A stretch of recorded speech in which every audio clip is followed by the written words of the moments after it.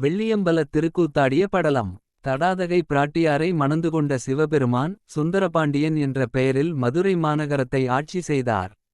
அவர்களின் திருமண வைபவத்தில் பதஞ்சலி முனிவர் மற்றும் வியாக்கிரபாத முனிவர் என்ற இரண்டு பெரிய முனிவர்கள் கலந்து கொண்டார்கள்.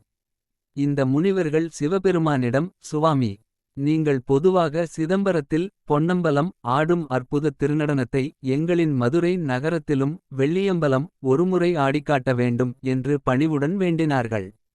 சிவபெருமானும் தன் பக்தர்களுக்காக நடனம் ஆட சம்மதித்தார்.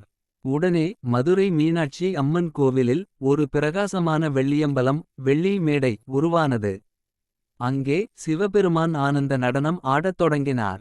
அவரின் ஆட்டத்தைக் காண தேவர்கள், முனிவர்கள், மதுரை மக்கள் என எல்லோரும் திரண்டு வந்தார்கள்.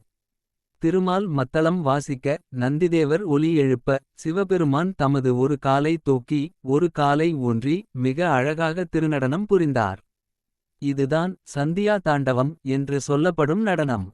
சிவபெருமானின் இந்த திருநடனத்தைக் கண்டு முனிவர்களும் மக்களும் மகிழ்ச்சி கடலில் ஆழ்ந்தனர். அவர்கள் சிவபெருமானை மனமுருகி போற்றி புகழ்ந்தார்கள். முனிவர்களின் வேண்டுகோளின்படி சிவபெருமான் அன்று முதல் வெள்ளியம்பலத்திலேயே நின்று அனைவருக்கும் அருள் தரும்படியாக தங்கினார்.